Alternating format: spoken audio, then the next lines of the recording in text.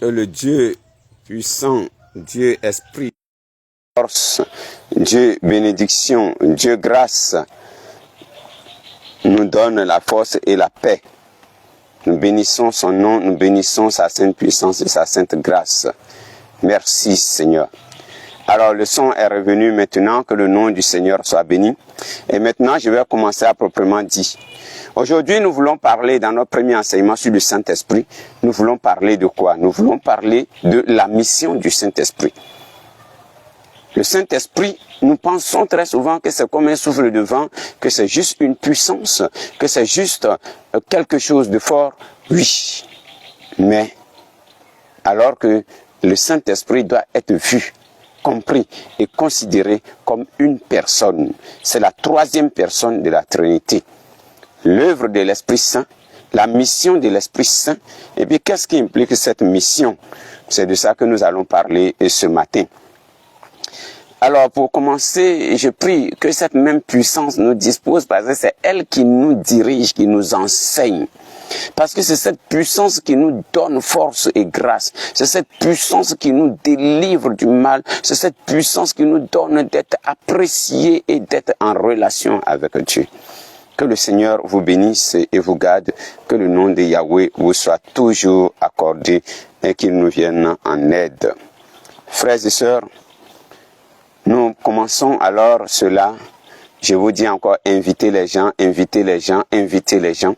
Qu'ils sachent qu'il y a une puissance qui se manifeste quelque part.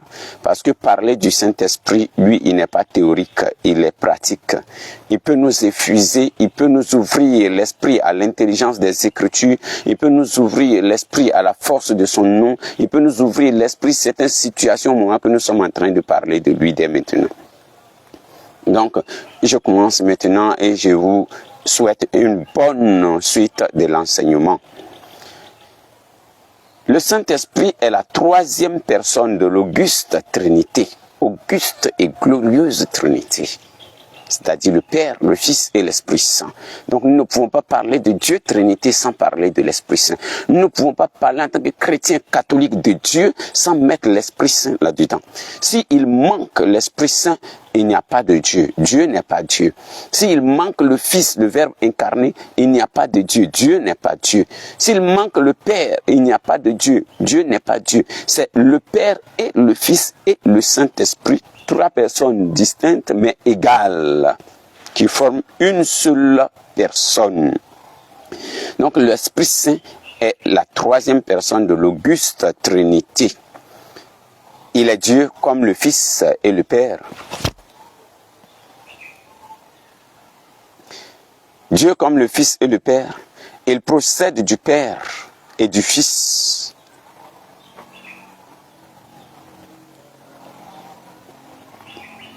Il procède du Père et du Fils. Et lui seul est le principe.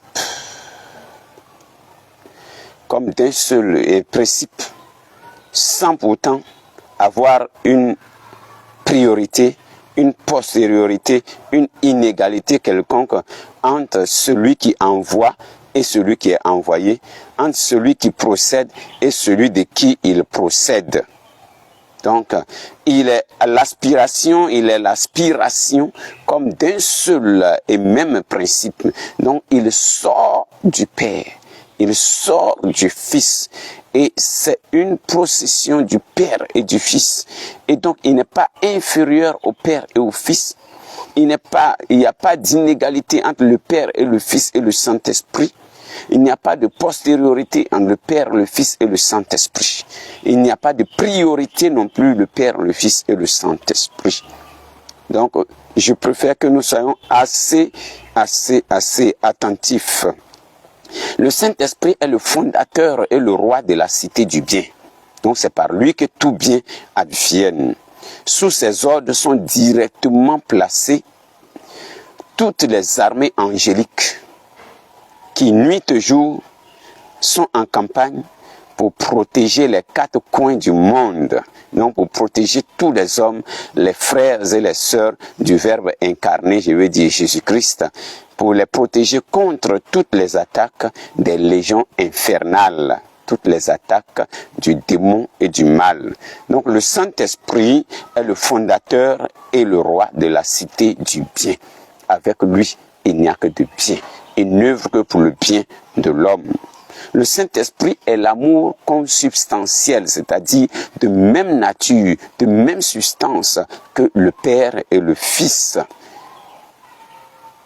Au Saint-Esprit revient par appropriation le langage. Le Saint-Esprit est le langage. Il connaît le langage du Père et du Fils. Et c'est lui qui est le langage du Père et du Fils. Et celui-là, il le met. Donc, il lui revient le langage qui est l'œuvre par excellence de l'adorable Trinité. Mais quelle est cette œuvre? L'œuvre de l'Esprit Saint dont nous voulons parler. L'œuvre de la création n'est pas l'œuvre de l'Esprit Saint. La rédemption n'est pas l'œuvre de l'Esprit Saint. Mais de l'œuvre dont nous voulons parler ici, si vous bien comprendre, l'œuvre de l'Esprit Saint, c'est la sanctification et la glorification de l'homme.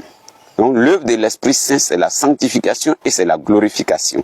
Donc l'Esprit Saint n'est pas créateur, l'Esprit Saint n'est pas rédempteur, mais l'Esprit Saint glorifie et sanctifie. Le Père crée le monde, le Fils rachète le monde et l'Esprit Saint sanctifie le monde. Le Père fait des hommes, le Fils fait des chrétiens et l'Esprit Saint produit des saints et des bienheureux. Donc les mêmes hommes que le Père a fait, le Fils en fait des chrétiens. Donc le Fils les lie au Père par lui.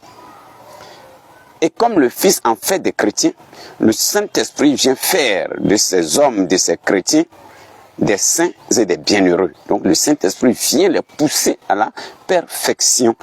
Donc l'œuvre du Saint-Esprit est donc plus élevée en certains cas que celle du Père et du Fils, puisque cette œuvre est le couronnement de l'œuvre du Père et du Fils. Donc c'est le couronnement de l'œuvre du Père et du Fils. Nous dit 1 Thessaloniciens chapitre 4 verset 3. 1 Thessaloniciens chapitre 4 verset 3. L'œuvre de l'Esprit Saint est le couronnement de l'œuvre du Père et de l'œuvre du Fils. Donc c'est le couronnement de l'une et de l'autre. Oui. C'est le Saint-Esprit qui forme. Maintenant nous rentrons dans une illustration. Suivez très bien le raisonnement. C'est le fruit de longues lectures, de méditation et d'expérience également. Je me suis fait former, j'ai compris, j'ai lu également, j'ai été instruit pour venir que nous puissions partager aussi cela, le fruit de beaucoup de choses à la fois que le Seigneur nous permet de pouvoir utiliser. Donc, c'est l'Esprit Saint par son œuvre qui forme Marie. Marie qui est la mère, qui deviendra la mère du Rédempteur. Et c'est dans le sein virginal de Marie que le Saint-Esprit va former le Rédempteur qui est Jésus lui-même. C'est le Saint-Esprit qui va donc diriger Jésus dans sa vie. C'est lui qui va l'inspirer. C'est lui qui va encore lui donner de faire des miracles. Et c'est le Saint-Esprit qui va glorifier le Fils, le Rédempteur. Il faut que nous gardions cela. Donc, voici que le Père fait des hommes, le Fils en fait des chrétiens, et l'Esprit Saint en fait des saints et des bienheureux. Donc, l'œuvre de l'Esprit Saint se trouve donc élevée parce que elle est le couronnement de l'œuvre du Père et du Fils. Et c'est l'œuvre de l'Esprit Saint qui vient donc former la Vierge Marie, celle-là qui sera la mère du Rédempteur. Et dans le sein virginal de la Vierge Marie, le même esprit va former le Rédempteur, c'est-à-dire Jésus-Christ, le Verbe incarné. Et c'est le même esprit qui va diriger Jésus, par exemple, au désert. C'est lui qui va l'inspirer, tout ce qu'il doit faire. Et c'est lui qui va lui donner de faire des miracles. Et c'est lui qui va le glorifier. Et comme le prolongement de cette œuvre de sanctification universelle, c'est le Saint-Esprit qui forme l'Église. Et l'Église, nous savons, c'est la mère des chrétiens. Voilà, l'Église, la mère des chrétiens. Et dans le sein virginal de la mère des chrétiens, donc qui est l'Église, il va faire le chrétien lui-même. Le Saint-Esprit va faire le chrétien lui-même. Donc la communauté chrétienne par l'Esprit Saint. Nous disons que l'Église est née le jour de la Pentecôte. Le jour de la Pentecôte, l'Église est née. Donc le Saint-Esprit a créé l'Église, a fait l'Église. L'Église qui est la mère des chrétiens. Et c'est lui qui va enfanter tout chrétien dans le baptême également. Fils bien-aimé, voilà. Donc il va fonder le chrétien dans le sein virginal de l'Église elle-même, le chrétien qui est frère et sœur de Jésus-Christ par la puissance de l'Esprit qu'il reçoit de son baptême. Donc il devient frère et sœur du Verbe incarné. C'est le Saint-Esprit qui va inspirer donc le chrétien, qui va donc le diriger, qui va le lever peu à peu à la sanctification et qui va le faire passer de la vie de sanctification à la gloire, donc à la glorification. Hébreux chapitre 9 verset 14. Hébreux chapitre 9 verset 14. Donc voyez-vous que le chrétien ne peut pas dire qu'il est chrétien sans avoir reçu la puissance de l'Esprit Saint. Le chrétien n'est pas chrétien sans être imbibé, conçu par l'Esprit Saint. Il ne peut pas marcher sans l'action de l'Esprit Saint. Le chrétien ne peut pas dire qu'il est chrétien sans être rempli, dirigé, inspiré et élevé par le Saint-Esprit. C'est le Saint-Esprit qui nous instruit. Et cette grande œuvre de l'Esprit Saint est la magnifique synthèse de toutes les œuvres du Père et du Fils. Et cela ne pouvait pas demeurer donc isolé dans les régions inaccessibles de la Trinité. Donc le Père a choisi, le Père et le Fils ont choisi l'Esprit Saint pour qu'il vienne dans ce monde pour révéler, pour donner la synthèse de leur magnifique œuvre, pour révéler ces œuvres-là aux gens. Et cela depuis toute éternité. Loin de là donc, que cette œuvre va devenir donc palpable. C'est là que cette œuvre devient palpable pour s'accomplir dans les temps avec l'action de l'Esprit Saint. Donc pour l'accomplir, le Saint-Esprit a donc une mission. Donc voici l'œuvre que l'Esprit Saint fait. Mais pour accomplir cette œuvre-là, il faut qu'il ait une mission, c'est-à-dire que quelque chose lui soit confié à accomplir. Donc quelle est la mission de l'Esprit ou encore quelles sont les missions de l'Esprit Saint? Il faut donc aller plus loin pour expliquer quelles sont les missions de l'Esprit Saint. Souvent, nous prononçons le mot mission sans trop le comprendre. Donc, on va expliquer le mot mission. Par le mot mission, qu'est-ce qu'on attend? On entend plutôt. Le mot mission, par mission, il faut entendre une destination éternelle d'une personne de la Trinité à l'accomplissement d'une œuvre du temps. Donc, quand on parle de la Trinité Sainte, on parle de l'Esprit Saint. Si l'Esprit Saint a une mission, c'est-à-dire une destination éternelle, c'est-à-dire depuis la lune des temps jusqu'à maintenant, de cette personne de la Trinité qui va venir accomplir une œuvre dans le temps. Voilà. Et cette destination qui lui est donnée par la personne de qui il procède, c'est-à-dire de celui qui l'envoie, de celui dont il est sorti. Et c'est quoi? De toute éternité, il était décidé déjà dans la Trinité que le Verbe va se faire chair et qu'il viendra dans le monde pour sauver le monde. Jean chapitre 3 verset 17. Donc de toute éternité, cela était le plan de Dieu.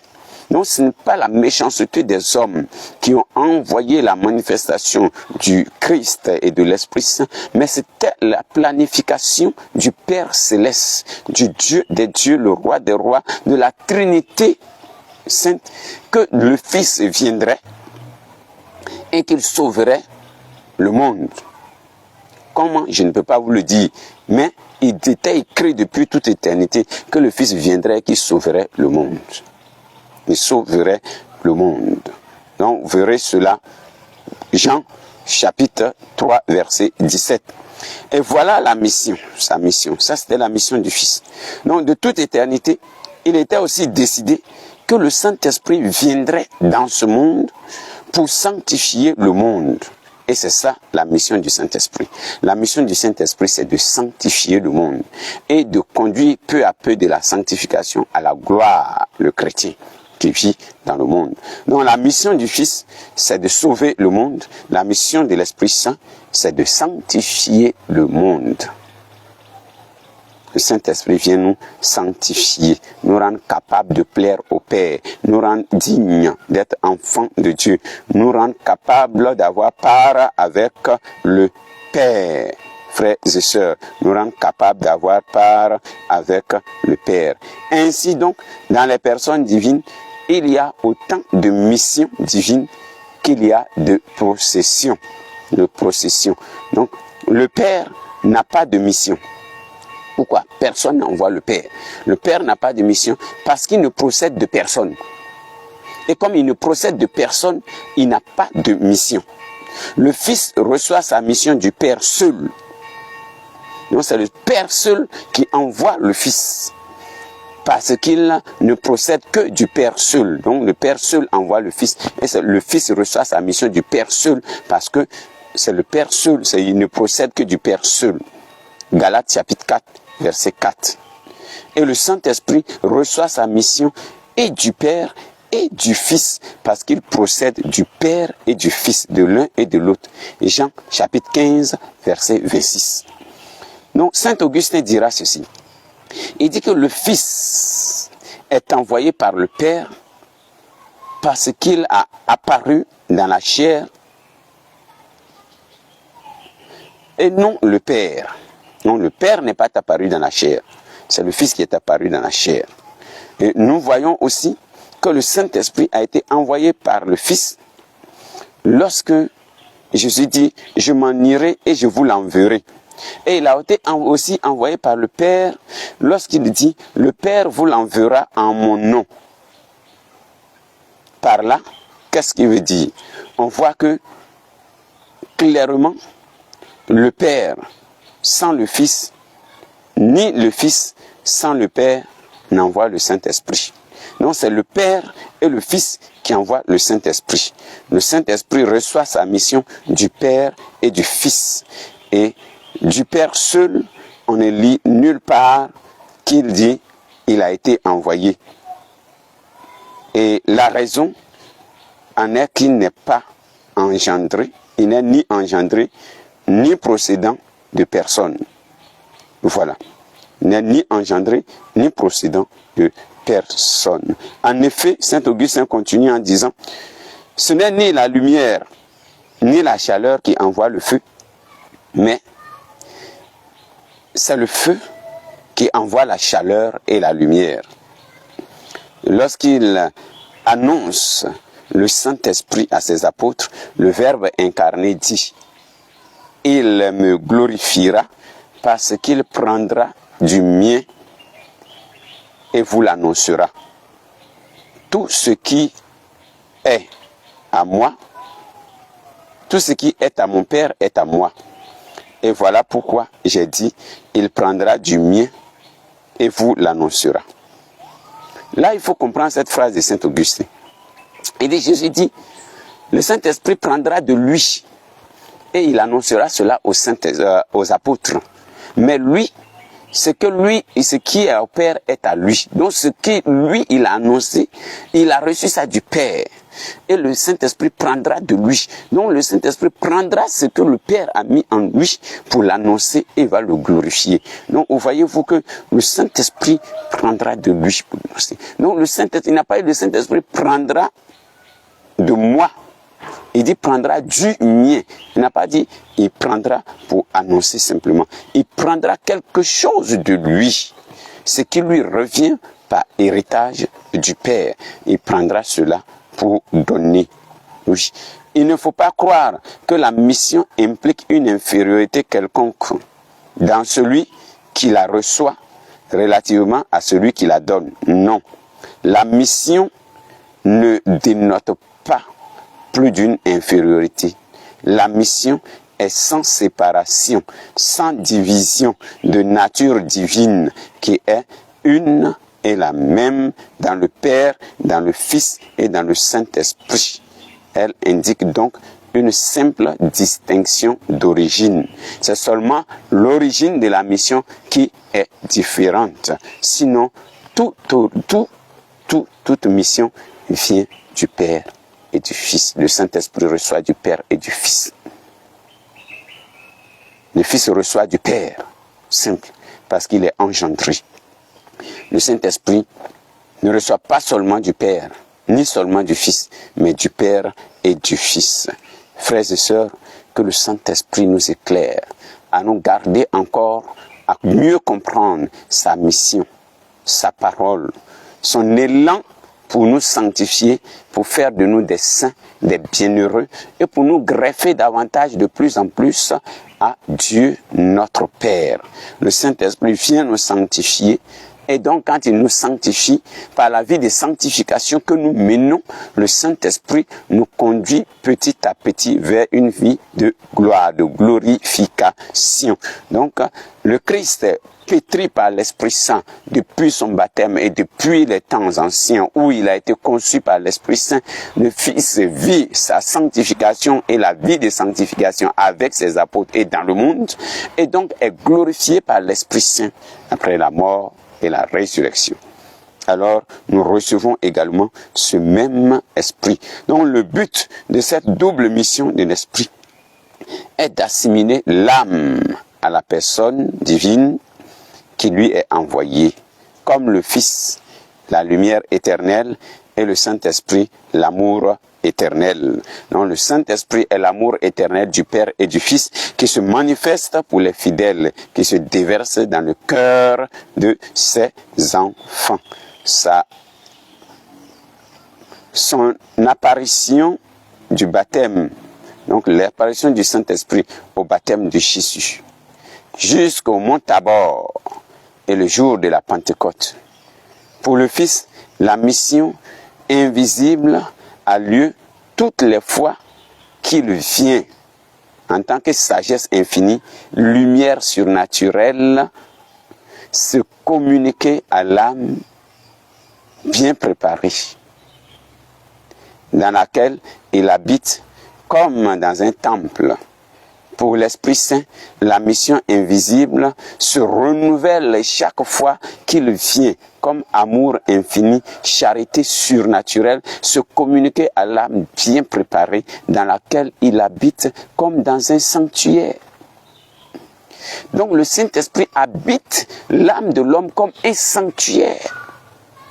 Et le Christ, sa personne, habite l'âme de l'homme comme un temple. Alors vous êtes le temple de Dieu. Vous êtes le sanctuaire du Saint-Esprit. Vous êtes le temple de Dieu, comme nous dit Saint Paul. Et celui qui se lèvera contre ce temple, frères et sœurs, Dieu le détruira. Donc gardez-vous de souiller ce temple. Gardez-vous de souiller ce sanctuaire. Gardez-vous de souiller le lieu où demeure le Fils et l'Esprit Saint. Le Père viendra les rejoindre et fera en vous également sa demeure, comme nous dit Jésus.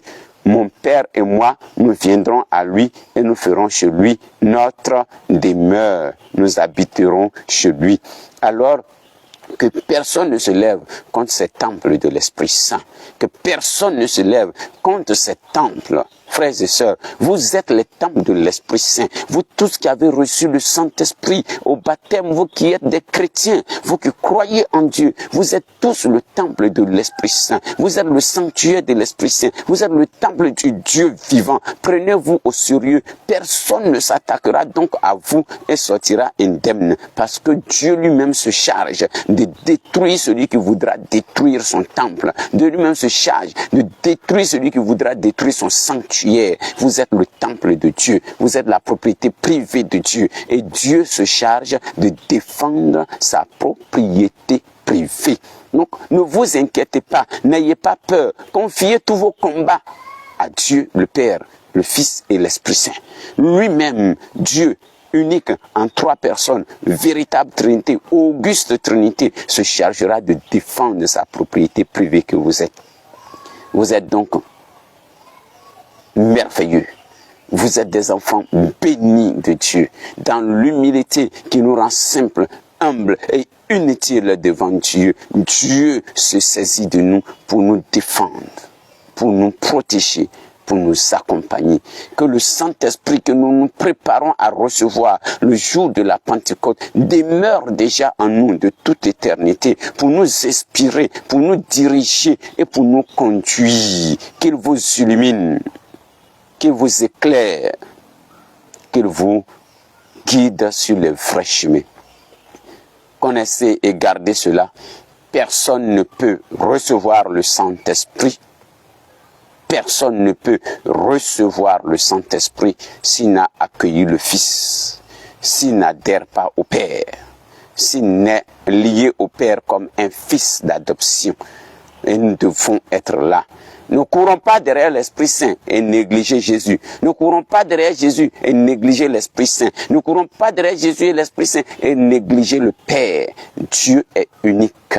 Il est Trinité. Il est union indivisible, unique. Et lui seul nous donne de rentrer dans sa manifestation à différents niveaux. Soyez donc rassurés que Dieu est avec vous tous les jours de votre vie et il vient confirmer en vous sa puissance, sa force et sa grâce. Que le nom de Jésus soit béni, que le Saint-Esprit continue de vous diriger, que sa lumière vous éclaire, qu'il dirige vos chemins et ouvre-nous tous notre esprit à la connaissance de la vérité, qui nous révèle les secrets de la parole et qu'il vous bénisse et vous garde. Shabbat, Shalom. Partagez, invitez les gens à samedi 16h pour un autre enseignement où nous parlerons en réalité de qui est l'Esprit Saint. Puisque nous avons vu aujourd'hui sa mission et son œuvre, nous allons découvrir, mais s'il est capable de faire ça, et si c'est pour cela qu'il a été envoyé, mais qui est-il en réalité? Alors nous allons parler de lui et de son impact. Le samedi, nous parlerons de qui est l'Esprit Saint. Qui est l'Esprit Saint? Nous en avons eu déjà quelques petits mots de lui, mais nous verrons qui est l'Esprit Saint avant d'entamer plus tard les différents dons, leurs actions, leurs fruits et leur connexion avec les vertus. Que le nom du Seigneur soit béni, qu'il vous donne toujours sa grâce, que le Saint-Esprit soit votre compagnon. C'est lui qui garde les anges sous ses ordres et qui les amène en campagne jour et nuit à veiller sur les 4 points du monde et sur tous les hommes, de les protéger. Tout homme, toute femme qui est frère et sœur du Verbe incarné, il les protège contre toutes les attaques infernales, toutes les attaques du lieu infernal. C'est lui qui nous donne la victoire et l'assurance. Qu'il habite chez vous et soyez tous des sanctuaires du Saint-Esprit, des temples du Dieu vivant. Shabbat Shalom. Rendez-vous sur Logos YouTube et le Verbe s'est fait chair Facebook et puis www.adorateurlogos.org. Que Dieu vous bénisse et vous garde. C'était le frère Étienne et le Verbe s'est fait chair.